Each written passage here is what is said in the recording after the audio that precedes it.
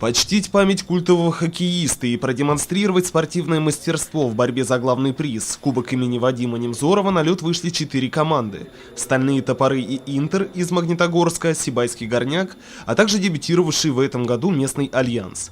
Открытие турнира было посвящено личности безвременно ушедшего Вадима Аркадьевича Немзорова. Легенда сибайского хоккея, своей преданностью выбранному делу и неутомимой энергией он был и остается примером для всех спортсменов города.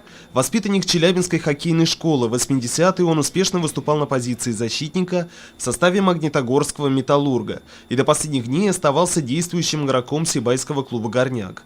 С нашим городом связана тренерская деятельность Вадима Аркадьевича. Его воспитанники и мальчишки 2004 года рождения становились чемпионами детской хоккейной лиги республики, победителями и призерами различных турниров и спартакиады учащихся Башкортостана.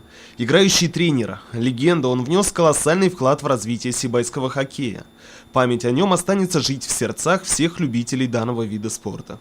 Многие наши воспитанники равняются ему, хотят быть как он. Также огромное количество поклонников и тех, кто его поддерживает, все они тянутся к Ледовому дворцу, чтобы, как говорится, насладиться данным прекрасным видом хоккея, где был Вадим Аркадьевич человеком с большой буквы. Первый хоккейный поединок состоялся при участии команды из Магнитогорска «Стальные Топоры» и Сибайского Альянса. В результате 3 сыгранных периодов гости одержали победу со счетом 5-1.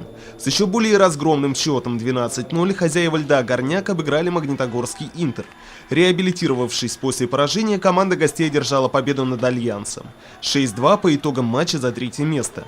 В финальной части соревнований «Горняк» вновь утвердили свое превосходство, обыграв «Стальные Топоры» со счетом 7-0. Отметим, что впервые матч в памяти Вадима Немзорова состоялся в прошлом году.